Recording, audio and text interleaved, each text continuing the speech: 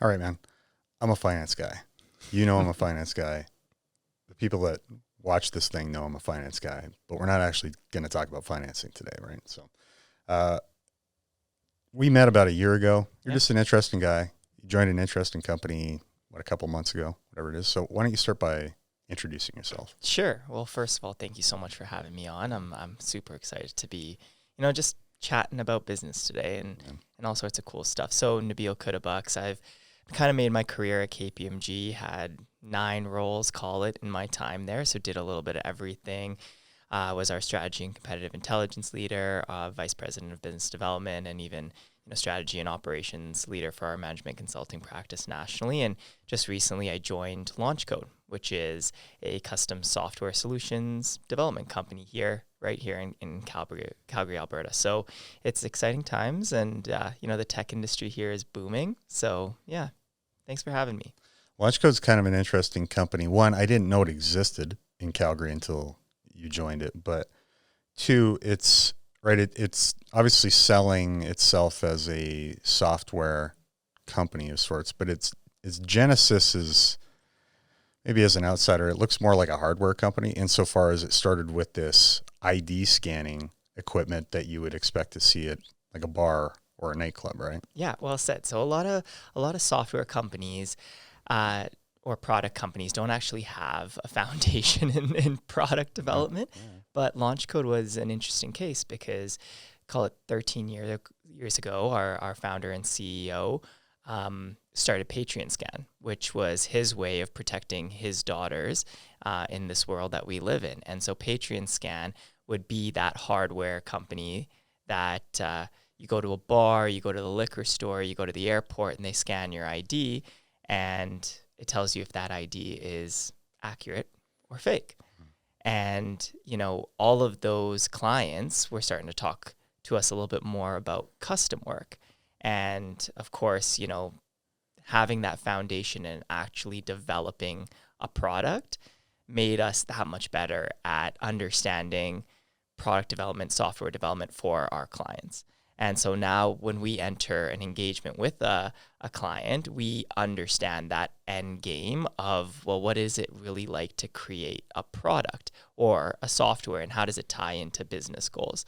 So a unique foundation in how we got started. But call it 7 years later, we're doing some pretty cool stuff. I'm trying to picture how that pivot starts, right? Because like if I'm, let's say, a liquor store that decided to use Patreon Scan, whatever it is, how did that evolve into, hey, can you do this? Yeah. Because again, as an outsider, don't know anything about software, hardware, any of it. It seems like such a transformative pivot. Yeah. Do you follow that? 100%. And I think, like, to your point, it's not a natural progression for a lot of organizations to take this dive into a digital transformation. And in that sense, digitization is quite scary for a lot of organizations. It usually comes with a pretty significant price tag.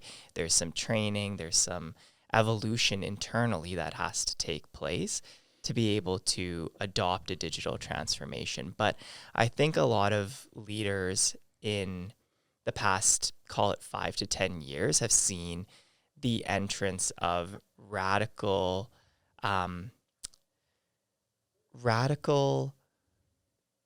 disruption with companies like Uber and Airbnb and Carvana coming in.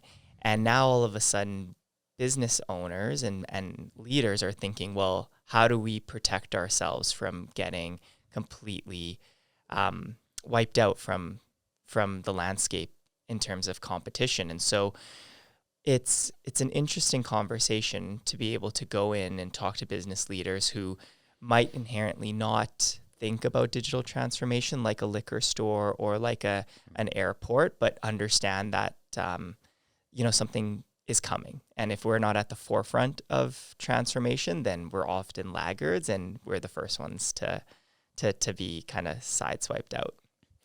Using Uber as an example, like if you asked, let's say the consumer is the customer there. If you asked the consumer what they wanted. Mm-hmm. They didn't know they wanted Uber, right? Sometimes you have to be told Well said. what you really need or want. Yeah. So I think about from this business perspective as well, it's almost unfair to ask the business what they need from a digitization sort of software perspective as well. They might not even know if they have a problem that needs to be solved. Like, how do you help navigate that process? That's a really loaded question, obviously. It's a really great question, because to your point, a lot of businesses don't think of technology as a solution for their problems. Sometimes they don't even know that they are facing a problem, but they understand business outcomes, right? So they understand they're not as efficient as they could be. They understand that there's a lot of manual process. They understand that there's a lot of frustration that their staff are feeling day in and day out, but they can't pinpoint that a lot of these frustrations and problems can actually be solved with technology. And so when we have these conversations, we often ask, how much of your work is in Excel? How much of your work that your staff is doing in the day-to-day requiring manual process? Because we know that manual process often leads to, errors and inaccurate data. And it's soul crushing. Right?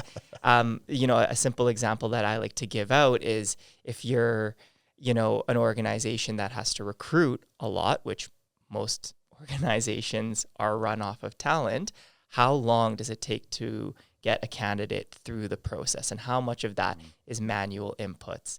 And so simple things like that add up really quickly. And imagine if you were able to unlock the potential of your staff by reducing the amount of manual keystrokes and actually allocating their time effectively to what they're actually trying to do. It's depending on who you talk to, right? Technology can be viewed as a threat or an opportunity. And if you're an employee, it can feel like a threat because of fear of redundancy. Mm-hmm. But speaking from my experience in a large bank where there was a lot of hand touching on stuff, too much low value stuff that was nobody really wanted to do anyhow. The reality was it wasn't likely to lead to layoffs, a smaller workforce. It was just going to free you up for the higher value, more creative tasks that, frankly, a machine can't accomplish. I think you've nailed it, right? So it's not that technology or even AI. I don't think we're going to jump into AI today because it's a bit over both of our heads. Please don't. But technology is not inherently going to replace the workforce. All it is going to do is make that workforce more efficient. And so by reducing manual keystrokes, by reducing inefficiencies in your day-to-day process, it simply unlocks you and your staff to be able to do the job that you're actually paid to do. Yeah. And so when we look at some of our case studies, by implementing a digital transformation or a digital ecosystem, we're talking about 70% increases in efficiency. We're talking about 30% reductions in cost. So these are not insignificant numbers that organizations are benefiting from by investing in some type of technology, whether it is custom or off of the shelf. Mm-hmm. When I was flipping through the case studies, and they're elaborate, they're really well done. The first thing I noticed though is none of these two things are alike, and so that seems like an impossible problem to solve. Insofar as it's not like you have. From the outsider's perspective, it doesn't look like there's blanket software that you just kind of adjust for each situation. It looks insurmountable, truthfully. Well, it's a really interesting point that you make, because each individual is not the same. Everyone is unique, and the same goes for businesses. No two businesses are alike or identical. And so no problems that you face are going to be completely alike or identical. So the trap that I often see organizations fall into is going to off-the-shelf software solutions, thinking that their problems will be solved when these SaaS companies are spraying very wide to try and catch a large net of clients. And so it might solve one or two of your problems that are most common, but will it really get to the root of what you need as an organization? And so that's the balance of creating custom versus going off the shelf, is that you might be able to get some efficiencies by going off of the shelf, but it will never truly be what you need to solve your problems, because at the end of the day, you're unique and it's not built for you. Yeah, I put myself in the position of the business owner or the decision maker. Yeah. And I'd be a little scared about spending probably a ton of money on a custom solution only to find out that it doesn't actually work maybe the way you need it to or whatever. How does your process kind of help manage that up front? Obviously, you have to overcome that concern. Well, I like to think of it as a dysfunctional relationship versus a marriage. So when you enter into a partnership with a custom dev shop, such as Launchcode, that is a marriage. And you have to trust your partner through and through to be able to iterate and evolve and be agile with you, because as you scale and as your problems change, your software should be able to do the same. Whereas in a dysfunctional relationship, it might be good at times and it might do what you need it to do at times, but often, there will always be gaps in that relationship. And so I like to think of it as entering into a marriage and really taking that discovery process, that first, 4 to 6 weeks, incredibly serious, so that we can get to the root of what is the business problem. What's that discovery process look like? Like is somebody in the business really interviewing everyone and you would have to be points? Yeah, you would have to be. You'd have to take it as seriously as, the day-to-day problems that business owners are facing. Yeah. And so you are thinking of it like you are an employee of that organization, and how can you best serve them? I can't imagine there are that many companies out that are explicitly still paper-based. Let's assume there are some they have one foot on both sides. Mm-hmm. There's some data storage considerations that they probably have to think about. Do you guys help them figure out that problem as well? Yeah, of course. I mean, data storage was commonly an issue back in the day when our servers couldn't really handle the amount of inputs and outputs that were going through. Yeah. But in 2023, it's not an incredibly large ask to be able to house and store data in a safe and effective manner. Everybody's pretty comfortable with the prospect of a cloud now. Exactly. Yeah. Exactly. Well said. So you've been here for how long now? A couple months? Yeah, just over. And what have you learned? Because this is a small company, whereas you've worked for some super large companies. Yeah, one of the largest financial services consulting companies in the world, and led some pretty major teams on those in that organization. And I think that it's a really interesting perspective change. And being at an organization as large as the one that I was at, and understanding that they do a lot of different things pretty well, and going to a smaller organization that does one thing perfectly is a big shift in mindset. And I think that there is an inherent comfort with a large organization because they are so big and that they have this large brand behind them. But I would encourage a lot of entrepreneurs, a lot of business owners to really think about, taking a shot on an organization that does something really, really, really well and specializes in that product or service. Yeah, probably especially in Canada, like we have such a low risk tolerance in general, right? Like you think about our entrepreneurial culture, it's not like you think about Silicon Valley. Failures are almost a celebration. Absolutely. in a way, like they're a badge of honor, Yeah. right? But here, I mean, our culture prevents so many people from even taking that first leap. The prospect of a biweekly paycheck is just so comfortable, even though I get this, I've always gotten the sense that there's a lot of dissatisfaction in that community of biweekly workers, right? They're forced to spend a lot of time on things they don't want to spend time on. But I'm not going to fix that here. So, But you raise a really interesting point. And I think that often we forget the potential upside because we're so inherently scared of the risk. Yeah. And so I think of a lot of organizations who would invest in, a safer alternative, thinking short-term fixes versus long-term gain. And more than just the ability to scale, but I'm thinking about investing in your organization in a significant manner that generates proprietary IP. And so think about in 10 years what your business's goal is. Is it to get acquired? Is it to exit? And think about the impact on your acquisition price if you have custom IP or custom software that you're also adding to the package along with the book of business and the years of experience that you bring.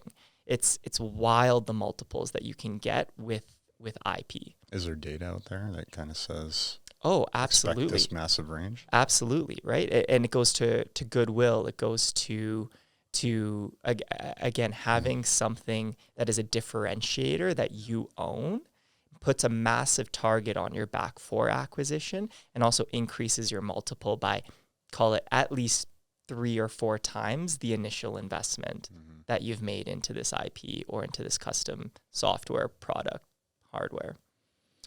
Now, as you're working with Launchcode, kind of figuring out what the problem is, and then building a solution to solve it, you obviously still have to continue running the business. So how do you minimize disruption to the business while still giving this the full attention that it probably requires? That's a really great question. I think that with the appropriate champion internally that can communicate the value of the investment that the organization is making and the long-term benefit that the staff will feel, that the organization will feel, it almost becomes a no-brainer. And I would encourage a lot of individuals or business owners or staff who are pretty deep into, call it an off-the-shelf software, and the pain that they're feeling every day, that a little bit of disruption for a long-term benefit is well worth it. Who provides off-the-shelf stuff? That's probably a super dumb question. But. No, it's a great question. You could probably pick up a rock and throw it and hit a SaaS provider in 2023, right? And you're talking about, for large enterprises, the Salesforces, the Oracles.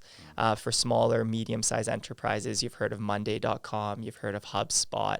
And again, for a quick fix for an enterprise that needs something tomorrow, you can click a button and have a CRM system. You can click a button and have an HR system. Where problems arise is as you start to scale. What is the lifetime cost of that software? So for a low entry point or a low entry price point, it's really easy to get some software. But remember that cost is reoccurring every month for the rest of time. And as you scale and as you add more seats and as you add more users, now all of a sudden your lifetime cost of software is incredibly large. And think about, had you planned to invest a little bit more upfront, you would have paid for your custom software within a year, within 2, depending on what your business needs are. Yeah, I would imagine that there's some perceived comfort in the SaaS option insofar as you feel like you have ongoing support. Like, is Launchcode still Launchpad's a golf place. Golf place is great. Is Launchcode still involved after completion? Of course. Yeah. Of course. I mean, like I said earlier, it's a marriage. And a marriage just doesn't dissipate after, the honeymoon. Well, depending, I'm not married yet, so you can fill me in. But as any good marriage should continue, you continually invest, you continually grow together. Yeah.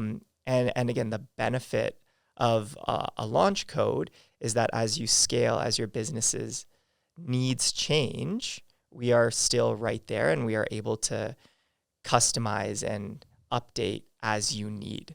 Whereas, there's zero customization if you go off of the shelf, and you just have to live with what you have. Mm-hmm. And you can wait 10 years for an update and pay through the arm for it, or, you live with what you get. Yeah, fair enough. Now I'm thinking in a world of iPhones and Ubers and all that, right? Yeah. There's a different, even for in-house software, there's a certain expectation for the interface. It has to look good. It has to be super easy. And so is that a huge part of the design process? A lot of iterations there? It's 2023. Aesthetics is everything. Yeah. If it doesn't look good, we say don't judge a book by its cover, but we all judge a book by its cover, right? And so it's funny to see this continual discussion that we always have internally between the functionality and the aesthetics. And my perspective on it is that aesthetics is integrated into the functionality. And so part of the user experience is that it looks good, is that you want to use it, even if it is just for internal software. Mm-hmm. So, yeah, I guess I never fact checked this, but I think it was in the Steve Jobs bio. They talked about this idea. They were really set on this idea that you should be able to get anywhere in the phone within 3 clicks. And anybody who's been through like Internet Explorer, like File Explorer at your office, it's like 8 clicks sometimes. And like, it's just such a infuriating thing. But truthfully, it never really occurred to me how frustrating that was until I read that comment, and I was like, oh yeah, this is kind of stupid. So back to the point of customers don't necessarily know what they need. Do you know what I mean? So that's got to be a big aspect of Launchcode's value prop, I guess. Well, it's all about efficiency, right? And to your point, that frustration that you feel when you can't find a document, or you're clicking 9 or 3 different links and you can't find what you need, or it's outdated, or it's not accurate. Think about the efficiencies when it's 1 click. Or inputting the same data multiple times. Drives me mad. I was talking to an individual who has 1,500 Excel line items that she reviews on a weekly basis. It's wild. Now imagine if all of that was automated. With 1 click, it just pulls all the information that you need in. With 1 click, it dashboards it for you. With 1 click, you're not even concerned about an Excel's an Excel breaking. Yeah, the less things that people can touch, I think, is generally better. We're all human. We all make mistakes. Too human. We're too human, right? And I don't know if I'm allowed to swear on this podcast, but crap in, crap out. Crap data in produces crap data out. Yeah. And the decisions that we make as business leaders, as business owners, is all reliant on data. And so the decisions that you're making better be based off of the best information possible. Yeah, fair enough. So obviously this software, and as of right now, it can't write itself. Mm-hmm. You need a lot of programmers to help with this in a city that probably doesn't have a ton of programmers yet anyhow. How's the company been managing that? Yeah. They don't have to be on the ground, I guess, to work, but they're hard to find. It's a great question, and they are hard to find. But luckily enough, there's some great partnerships. There's some great investments happening here in Alberta. You've got Alberta IoT. You've got SAIT that are continually investing in young and new talent. But I think most importantly, it's about, to your point, again, thinking outside of our local ecosystem. So I know that internally at Launchcode, we've got developers here in Alberta, we've got developers in Mexico, in Brazil, south of the border in Florida, soon in London. And so having developers and talent right across the world, but also having a support system that is working on a 24-hour clock. I'm thinking of I've talked to some accountants, and they do a lot more outsourcing right now because they have a skills gap they have to fill as well. And the challenge is some countries do things differently. Does the same thing kind of apply to programming? I think it's really interesting because it's a common language. It's like everyone's speaking English. Now, culturally, of course, there will always be differences. But the unique thing about tech is that, there's 1 or 4 different languages that everyone speaks. Mm-hmm. And so the actual outputs are the same. So the keyboards are the only thing that might differ. Yeah, there you go. Okay. Yeah, fair enough. And how about you specifically? You said you've been in big companies before. Yeah. What else should people know about you? It's a really great question. I think, so you know me a little bit, and, I'm super passionate about soccer. Sure. I sit on the Alberta Soccer Board. It's, I'm all about player pathways and equal opportunities for our girls. But what you might not know about me is that, I'm an incredibly efficient person. And so I don't have a lot of time for, lollygagging or just, wasting time. And so that's probably from my background as an accountant because, I started as a CPA and did that whole thing. And I understand and appreciate efficiency. So it's something that I don't think a lot of people know about me, that when I preach efficiency, it's because it's in the core of who I am. It's in my blood.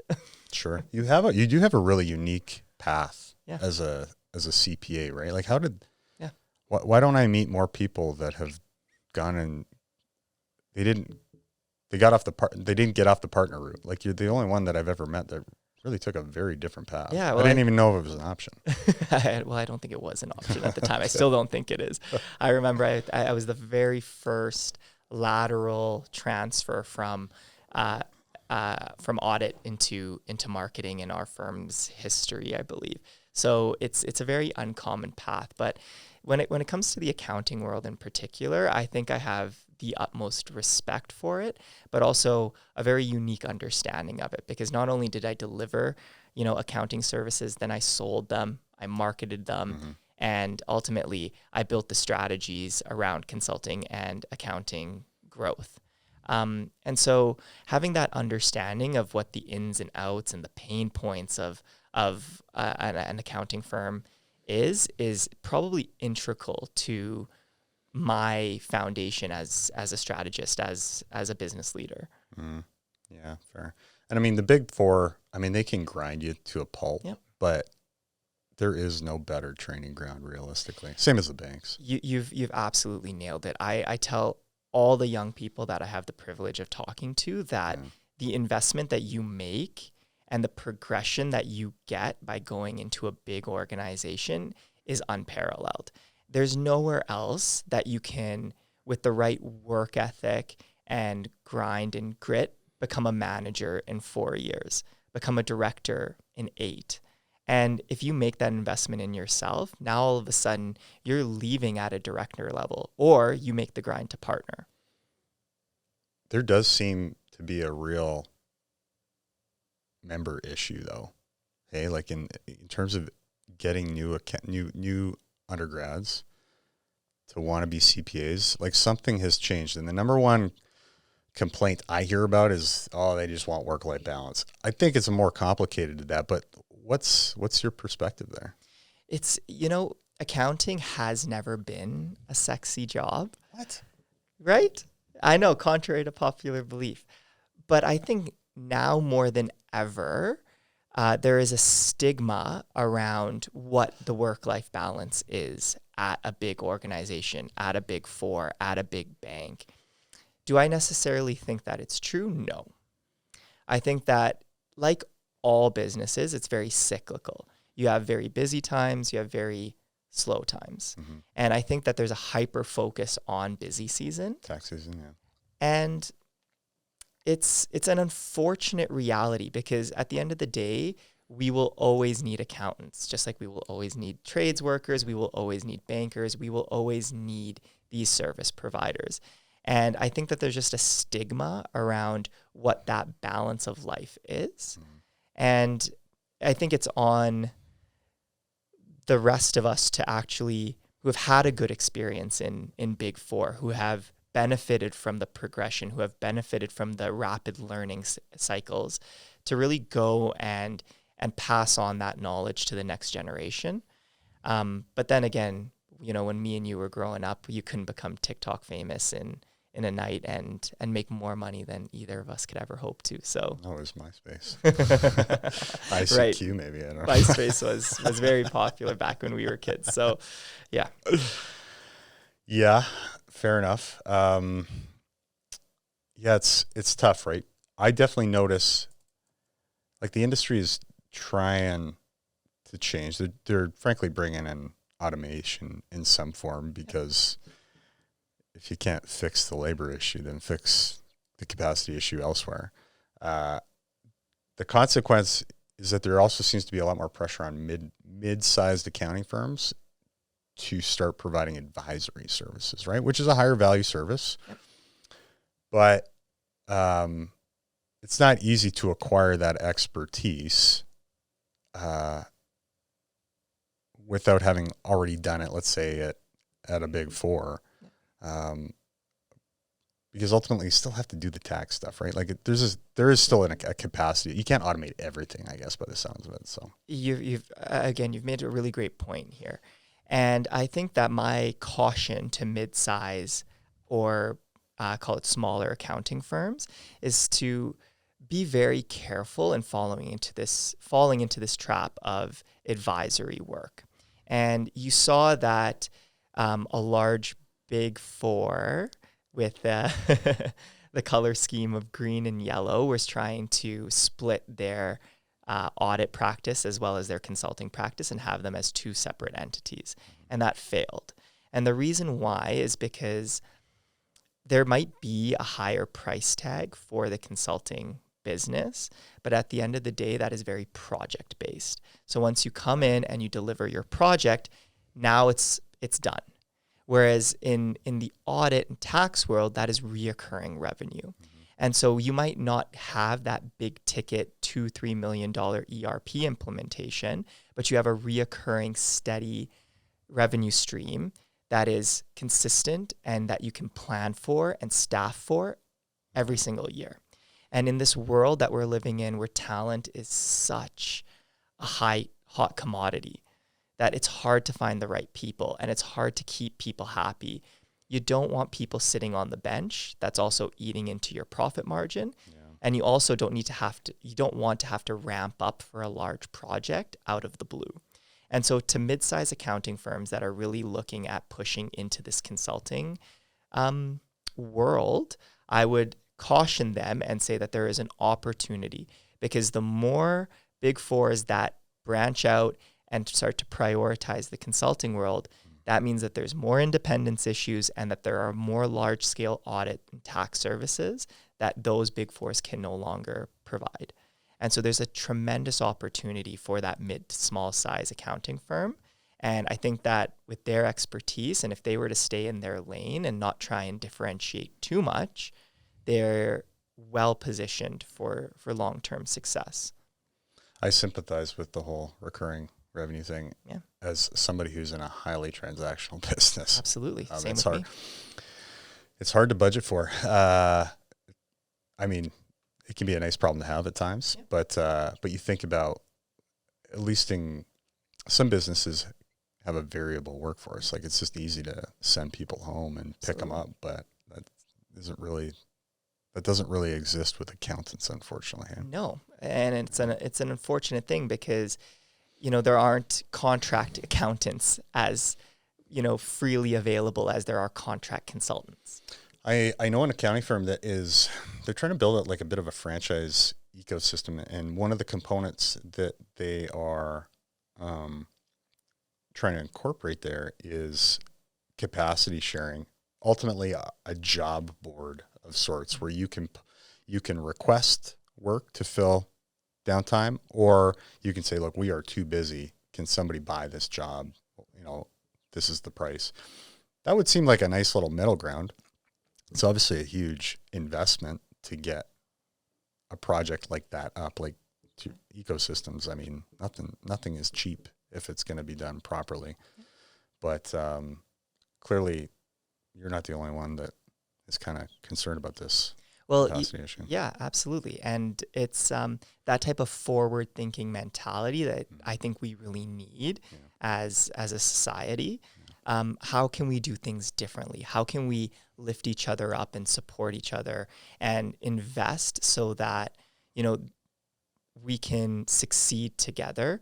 And thinking differently, looking for investment is what's going to protect our economy from just getting wiped out by, the next big tech company that can just do it themselves. We've had such a productivity issue in this country for eons. Yep. So I don't imagine it's going to change anytime soon. It will be slow. It will be slow. My fear is that, there's so much investment in technology, and there's so much investment in efficiency happening outside of our borders. Mm-hmm. You don't have to look very far. The United States is always incredibly ahead of these types of trends, but we're really discounting what's happening in India. We're really discounting what's happening in China. And there will be a point in time where they've created something that is so far ahead of where we're at that we'll have no choice but to adapt to their rules that they've set for the global economy. And so as Canadians, as North Americans, I think it's imperative that we start to be a little bit more forward thinking and investing in technology, investing in that next gen, not only so that the current business can succeed, but that next generation of business can succeed. That when you pass on your business to your kid or to your grandkid, that they are equally set up for success. And we know that we're about to see the largest transfer of wealth in our history from generation 1 to 2 or 2 to 3. Mm-hmm. And that's just a fact. And so how are we setting up the next generation for success? There's an iterative quality to tech innovation as well, right? You kind of need to spend to get here. Yeah. And this is a stupid explanation because this is not my space, but you spend to get here and then you realize, there are other things that are now possible that we didn't have line of sight on. Totally. At T-1 sort of thing. Totally. And so in our world, we call that an MVP, right? A minimal viable product. And I think the stigma around tech is that you need to make this incredibly large investment up front and it needs to be perfect and you need to have the vision defined. But no, just like everything in life, it's very iterative. You execute on a small piece, you test it out, you see if this is truly what you need, and you go from there. And then that small piece of technology could unlock the potential for something that you didn't even have line of sight for. Yeah. All right, man, let's start to wrap this up. What's your final advice for the audience? I'd say my final piece of advice is to think differently. And don't be scared to make an investment. Yeah.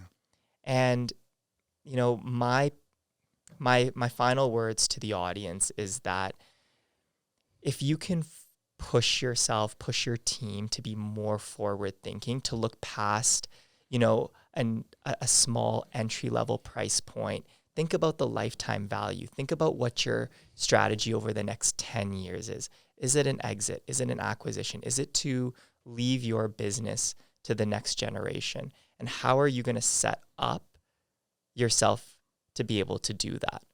And the more that we can think about not the problems that we're facing today, but the problems that we're trying to alleviate tomorrow, I think that's where we're going to have those really big success stories coming out of our province. That reminds me, and I forgot to bring it up. I read somewhere that Launchcode has these sort of, I forget the name of it, kind of these Creative Friday things they give people space to more or less work on whatever they want. And I thought that was kind of a cool idea insofar as it gives you license to experiment without a defined destination. Yeah. Do you know what I mean? And I think that's having that space to be able to facilitate creative thinking is where these incredible ideas come from. Yeah. And so, we often facilitate just random, open-minded, creative discussions. And we do that either with our partnership with Platform Calgary, in our boardroom downtown, or in our super cool office in the Southeast with the squash court. And it's an office built around a squash court. It's an office built around a squash court. And yeah, just, I think it's really important to be able to facilitate some creative thinking, because that's where we do our best thinking. That's where we generate the best ideas. Right on, man. Okay. Nabeel, Launchcode, thank you very much. Thank you so much for having me. This has been awesome. Yeah, you're great.